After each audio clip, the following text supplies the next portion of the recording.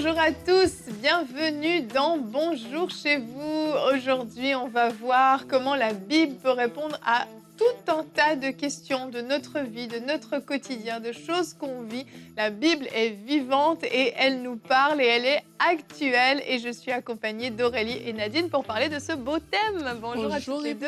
Hello Evelyne, allô Aurélie. Alors, on a bien commencé la semaine avec les Dufour, Eric et Rachel Dufour qui étaient avec nous. Si vous n'avez pas suivi, vous pouvez toujours aller revoir le replay.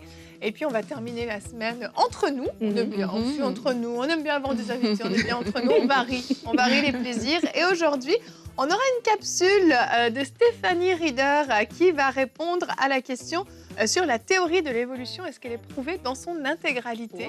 Alors, c'est tout un sujet que Stéphanie va traiter et elle est experte pour le coup. Elle est experte dans le sujet. Si vous ne connaissez pas le background de Stéphanie Rieder, elle a vraiment fait énormément d'études.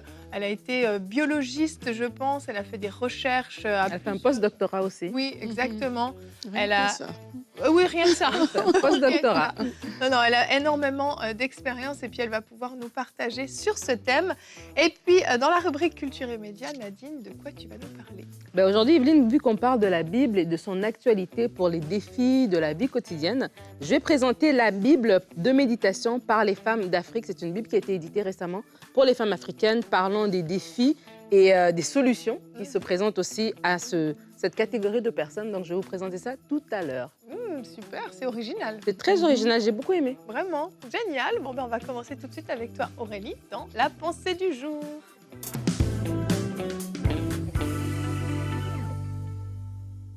On va commencer avec deux versets bibliques. 2 Timothée 3 au verset 16, la Bible nous dit que toute l'écriture est inspirée de Dieu et utile pour enseigner, pour convaincre, pour corriger, pour instruire dans la justice. Et dans le psaume très connu, le psaume 119 au verset 105, la Bible dit « Ta parole est une lampe à mes pieds et une lumière sur mon sentier ».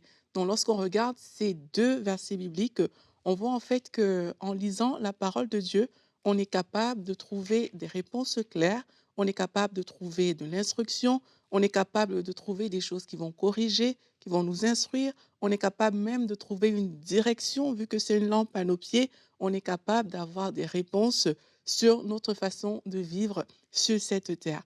Dans l'Ancien Testament, par exemple, si vous lisez, vous passez dans l'Ancien Testament, vous allez voir grosso modo, l'Ancien Testament raconte des récits bibliques très édifiants.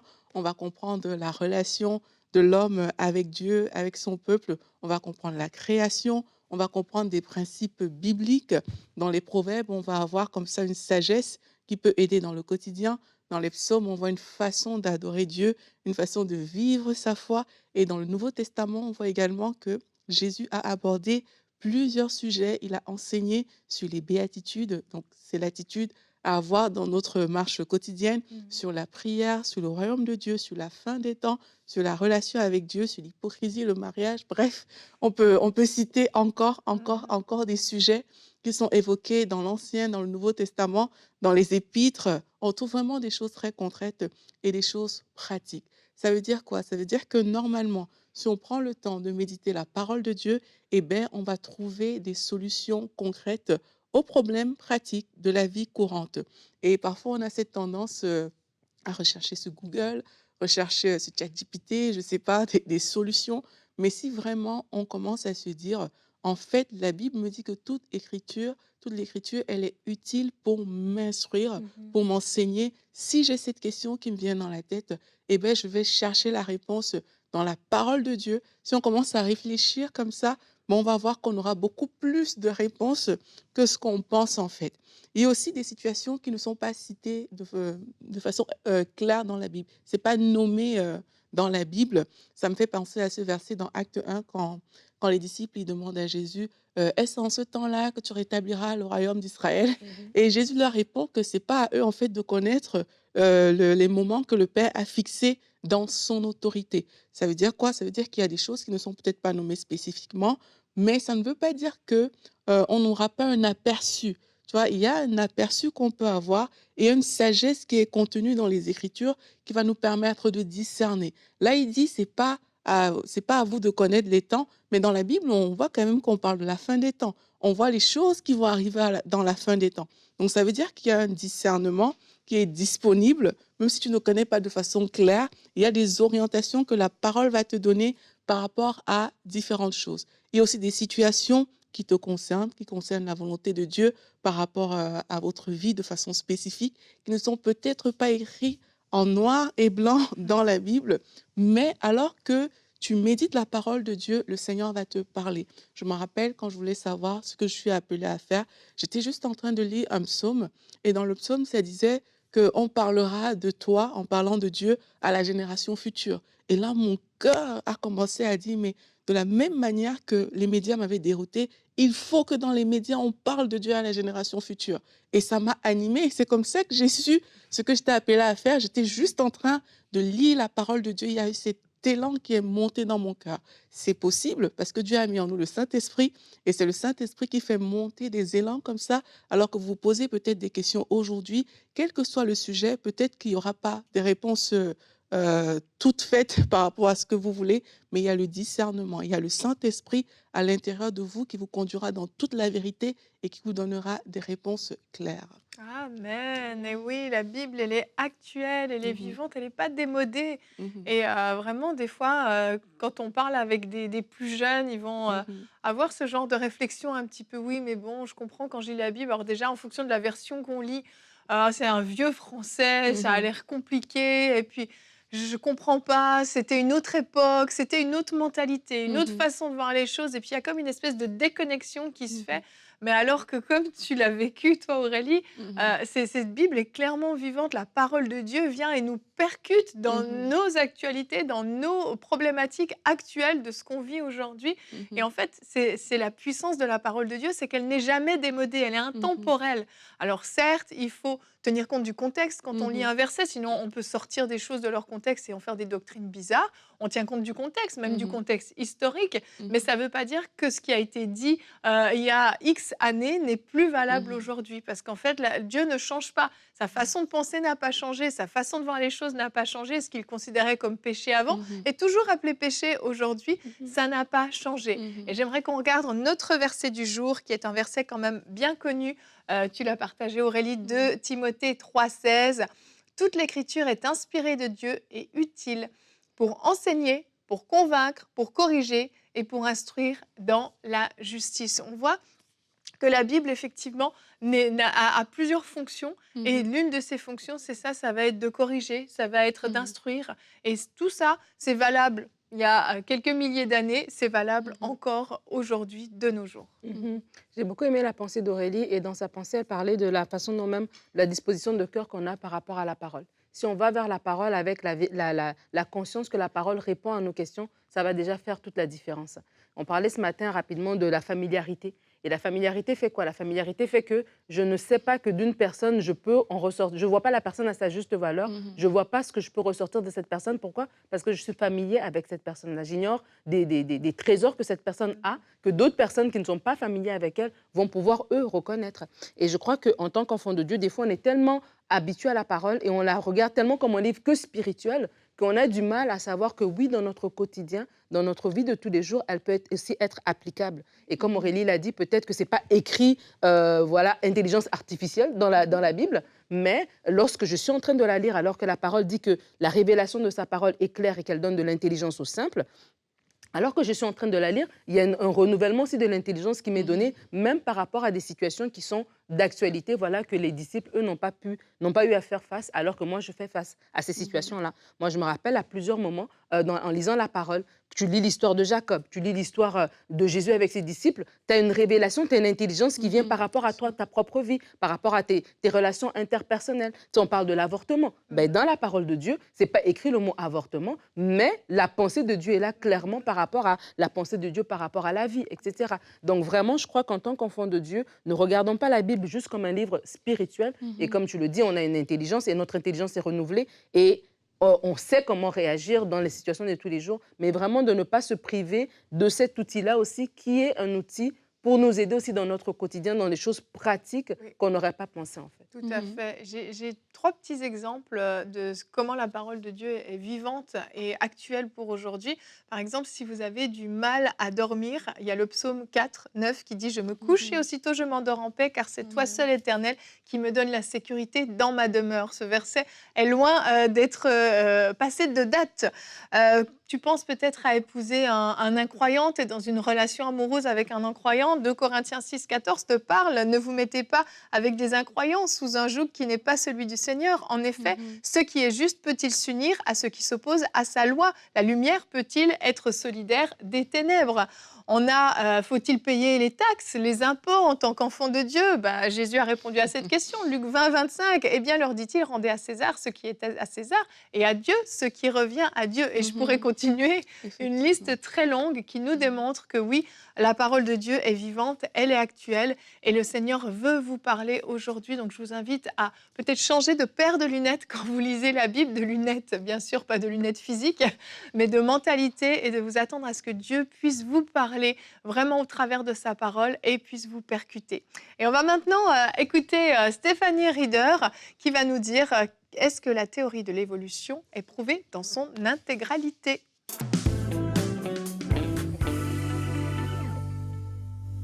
Bonjour, merci de me recevoir. C'est une joie pour moi de vous parler de science et de la foi. Je sais que vous savez que je suis une femme qui est passionnée de Dieu, mais je suis une femme aussi qui est passionnée de science.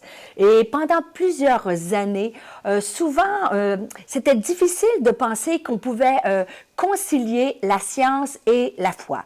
Et c'est vrai que si on regarde dans l'histoire des sciences, d'anciennes découvertes très, très marquantes pour notre histoire, des découvertes scientifiques tentaient d'éliminer Dieu de l'équation. On n'a qu'à penser avec Copernic, par exemple. Les découvertes de Copernic ont permis d'identifier, de réaliser que la Terre n'était pas le centre de l'univers. En fait, que c'était la Terre qui tournait autour du Soleil et non l'inverse. Donc, la Terre, maintenant, avec ces découvertes-là, n'était plus le centre de la création de Dieu.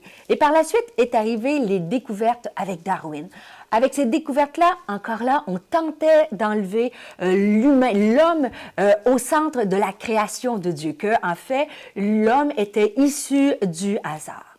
Mais récemment, les plus récentes avancées scientifiques qui ont surgi au début du 20e siècle ont entraîné un renversement complet de la pensée. Maintenant, pour tous les scientifiques qui sont honnêtes intellectuellement parlant, il est possible d'admettre la pensée d'un acte de création.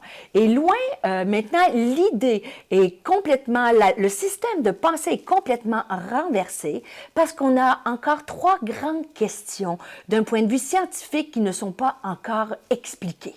Et une des explications plausibles est un acte de création de la part d'un Dieu créateur. Et ces 3 grandes avancées scientifiques, je vais vous les nommer en quelques instants. La première grande avancée, c'est qu'on a découvert, maintenant nous savons, que l'univers est régi par un réglage d'une extrême précision. Et tout ce réglage-là, basé sur des constantes physiques qui sont si précises que c'est impossible. On se pose encore la question, d'où viennent ces lois naturelles-là? D'où vient ce réglage si précis de notre univers? L'autre chose aussi qu'on n'a pas encore la réponse, c'est qu'on sait aujourd'hui que l'univers a un commencement et qu'elle aura une fin. Et pendant plusieurs années, les scientifiques pensaient que l'univers était infini et qu'il n'y avait pas de commencement. Mais l'idée qu'il y ait un commencement au début de l'univers emmène la pensée, le questionnement, qui a fait ce commencement? Et la troisième avancée scientifique pour laquelle on n'a toujours pas de réponse, c'est l'improbabilité du passage de l'inerte au vivant. En fait, encore aujourd'hui, nous sommes incapables d'expliquer comment est apparue la vie sur la Terre. Et si vous aimez le sujet, je vous encourage à lire un livre qui est sorti il y a quelques années, qui s'appelle « Dieu, la science, l'épreuve, l'aube d'une révolution ». Et quand ce livre est sorti, j'étais à Paris, sur les Champs-Élysées, et il y avait des grandes affiches qui, partout, vous savez, les Champs-Élysées est une artère brisé dans le monde, connu à travers le monde entier.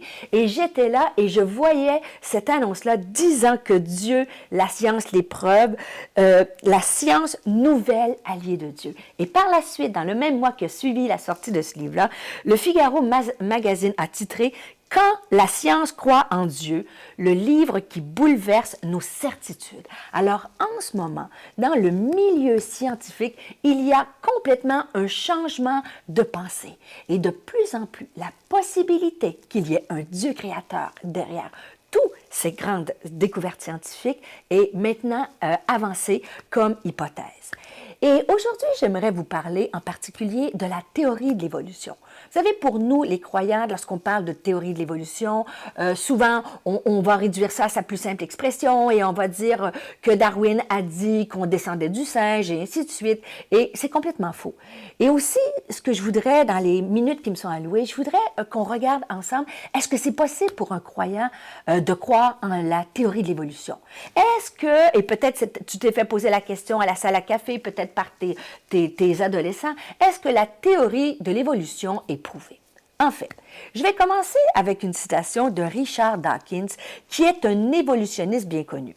Et dans cette simple citation, c'est un extrait d'une entrevue qu'il a donnée sur CNN.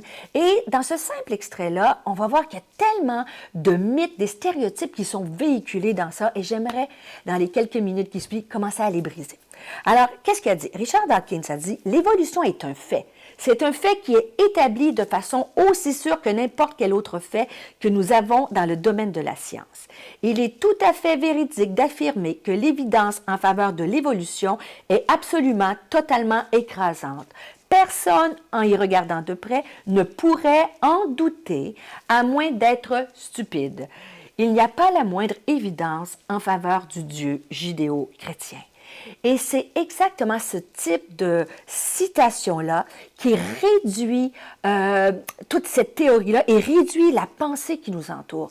En premier lieu, je veux le déclarer haut et fort, la théorie de l'évolution n'est pas prouvée encore aujourd'hui dans son entité. Et c'est absolument faux de dire qu'il n'y a aucune évidence en faveur du Dieu judéo-chrétien. Et en plus, c'est complètement mal cité Darwin, parce que Darwin ne s'est jamais dit athée. Et Darwin, au contraire, il a dit il se disait agnostique. Il a dit, dans mes craintes les plus grandes, je n'ai jamais été aussi fou que de pouvoir nier l'existence de Dieu. Alors, il faut bien faire attention lorsqu'on parle de cette théorie-là. Et j'aimerais aussi, avant qu'on puisse se faire une opinion sur la théorie, j'aimerais vous poser la question. Parce que des fois, hein, on est pour, on est contre, mais en fait, on est pour ou on est contre quoi? Et en vrai, je vais juste vous définir en quelques instants. Bien sûr, ce n'est pas un cours de biologie, mais avant de prendre position ou de défendre notre argumentation, c'est bon de savoir de quoi on parle. En fait, la théorie de l'évolution, c'est une théorie qui a été issue de multiples observations faites par le biologiste Charles Darwin lors de nombreux voyages qu'il a fait en Amérique du Sud et aux îles Galapagos. Et toutes ces observations-là ont fait l'objet d'un ouvrage publié en 1859 qu'on appelle « De l'origine des espèces ». En quelques phrases, qu'est-ce que la théorie de l'évolution? C'est, selon Darwin, toutes les espèces vivantes descendent d'un petit ensemble d'ancêtres communs, peut-être un seul. La variation au sein d'une espèce est aléatoire et la survie ou la disparition de chaque organisme dépend de la capacité à s'adapter à l'environnement selon un processus appelé la sélection naturelle. Alors, ce qui est important de retenir dans cette théorie-là, Darwin n'a jamais dit qu'on descendait du singe. Darwin a dit que nous descendions d'un ancêtre commun, d'un être unicellulaire, et on peut parler peut-être la cellule qu'on connaît aujourd'hui, peut-être la plus simple, d'un protozoaire. Donc, nous ne descendons pas du singe, mais d'une cellule commune qui est un protozoaire, et de là a évolué en vertébrés, les poissons, les amphibiens, les reptiles, jusqu'aux oiseaux et les mammifères. Une chose est certaine dans cette théorie-là, et on ne peut pas douter. J'ai dit que la théorie de l'évolution n'a pas été prouvée dans son intégralité. Par contre, il y a une portion que les scientifiques ont démontré que la sélection naturelle est prouvée d'un point de vue scientifique. Et ça, pas besoin de développer en détail. Je pense que vous savez que les organismes, les animaux, ont la capacité de s'adapter à leur environnement. C'est pourquoi on va retrouver, par exemple, des ours polaires, on va les retrouver bien plus sur les banquises sur les glaciers et les grizzlies dans les forêts. Parce que un grizzly sur une banquise va se faire attaquer et détruire. Alors, il est possible, bien sûr, nous avons la capacité de s'adapter à notre environnement. Ce qui cause problème dans la théorie de l'évolution, il y a deux facteurs. Il y a la microévolution. La sélection naturelle est issue d'une capacité génétique à s'adapter qu'on va appeler la microévolution. La macroévolution, c'est-à-dire le passage d'une espèce à une autre, n'a jamais été démontré scientifiquement. Et ça, il faut le dire. Mais ce qui cause encore plus problème, c'est dans cette théorie, Darwin va affirmer que la vie sur Terre est apparue de façon aléatoire selon les conditions environnementales et que, en fait, des molécules inorganiques se sont assemblées d'une façon avec le temps, avec les conditions du milieu et est devenue une cellule. Et aujourd'hui, c'est impossible de décrire comment la vie est apparue sur Terre. Et je veux aussi le dire, certaines expériences qu'on peut passer à Urey et Miller, qui ont été réalisées autour des années 1953, ont tenté de reproduire la vie en laboratoire et finalement, on s'est aperçu que dans les conditions qu'elles ont été réalisées, cela ne représentait pas les conditions environnementales de l'époque. Donc, ce que j'aimerais que vous puissiez retenir, c'est qu'encore aujourd'hui, la possibilité, la biogénèse de la vie, en fait, l'apparition de la vie sur Terre, il n'y a aucune explication possible. Et nous, comme croyants, quand on parle d'une simple cellule, la cellule, aujourd'hui, nous savons, elle est tellement complexe qu'elle ne peut pas être issue du pur hasard. Malheureusement, je n'ai pas le temps de le développer. Vous savez, j'ai fait mes études de doctorat sur juste une voie de signalisation qui s'appelle l'apoptose. Et durant toutes mes études de doctorat, j'ai pu étudier, découvrir la beauté d'une simple cellule. Et vous savez, plus vous avancez dans la science, plus on découvre la complexité d'une simple cellule ou qu'on pense à une cellule mettant un organe au cerveau. Tous les scientifiques aujourd'hui sont d'accord pour dire qu'il est impossible qu'il ne puisse pas y avoir un acte de création. Et j'espère que sur ces simples paroles, si on pouvait regarder ensemble la beauté de la nature, la beauté des arbres, la beauté d'un coucher de soleil, vous savez, on reconnaît un créateur à sa création. Et c'est ce qu'est la parole de Dieu, de dire regardez à la création pour voir le créateur. Si vous allez, par exemple, dans un musée que vous voyez une toile, un Picasso, peut-être vous ne connaissez pas Picasso, mais vous pouvez reconnaître l'artiste. Et c'est exactement ça.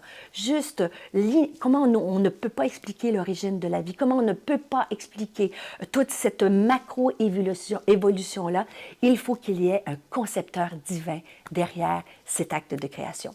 Je le crois de tout mon cœur. Et personnellement, j'aime mieux croire que je suis le fruit d'un Dieu qui m'aime, qui a façonné une destinée pour moi, que de croire que je suis juste un amalgame de molécules. Alors, je vous laisse là-dessus et juste vous dire que pas seulement moi, mais toutes les dernières avancées scientifiques et même dans les plus hauts niveaux, dans les universités, la possibilité d'un Dieu créateur est maintenant une hypothèse possible. Merci beaucoup Stéphanie, merci de nous éclairer de toute ton intelligence, ta sagesse. J'aurais pu dire à peu près mot pour mot ce que Stéphanie a dit, bien entendu. Avec ton post-doctorat. Absolument. Moi, j'ai un pré-doctorat. Vraiment, merci beaucoup Stéphanie pour cette lumière que tu nous apportes dans notre manque de connaissances.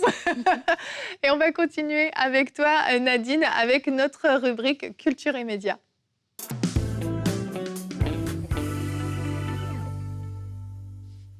Alors aujourd'hui, alors qu'on parle, est-ce que la Bible répond aux questions? C'était d'actualité, que je puisse présenter une Bible qui répond aux questions, en tout cas qui veut répondre à des questions d'actualité pour un un groupe de personnes en particulier, et en l'occurrence, ce sont les femmes d'Afrique, les femmes africaines. Et je veux vraiment bien faire cette présentation parce qu'il y a vraiment un grand travail qui est derrière cette Bible. Je salue le travail gigantesque et collaboratif de 26 sociétés bibliques africaines qui sont unies pour élaborer cette Bible de méditation qui est destinée aux femmes.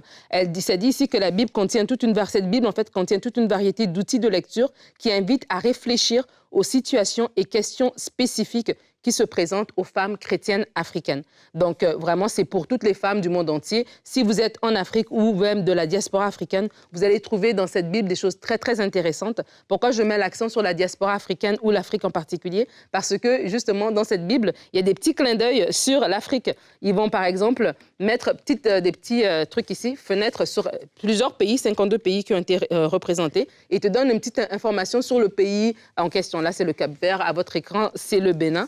Et donc, des petites informations comme ça, je trouve ça très, très intéressante.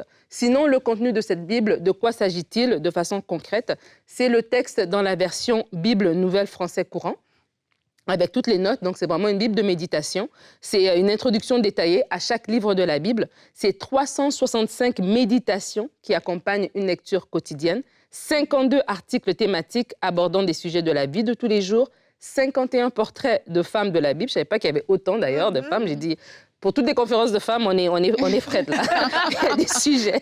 55 fenêtres, comme je disais tout à l'heure, sur différents pays africains.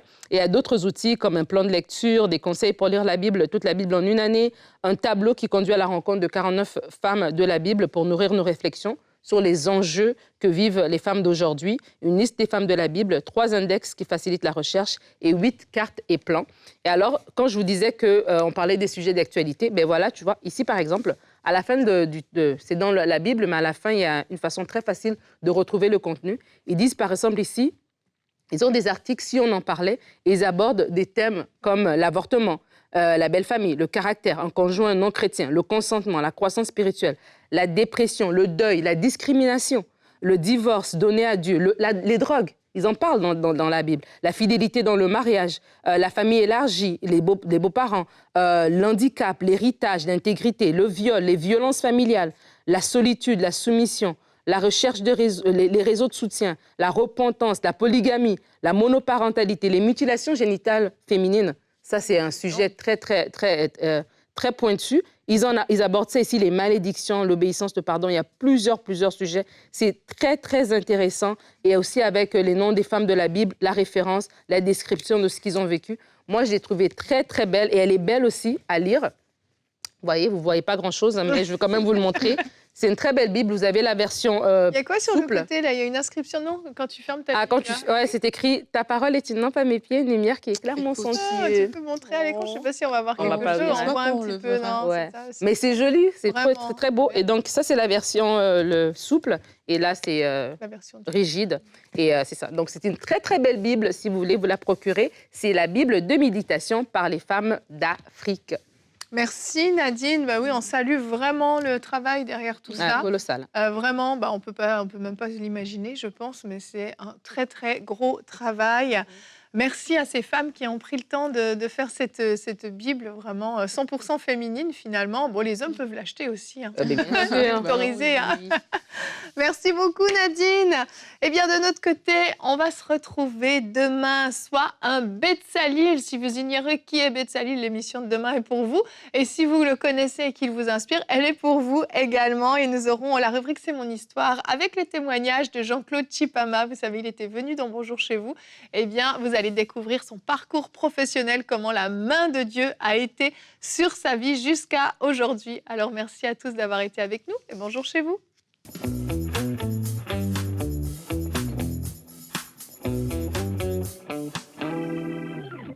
Je vous remercie d'avoir regardé cette émission et j'aimerais prendre le temps de personnellement remercier tous les partenaires. Oui, vous tous qui avez choisi d'être partenaires mensuels, que Dieu vous bénisse parce qu'ensemble, nous avançons pour voir les projets se réaliser au travers EMCI.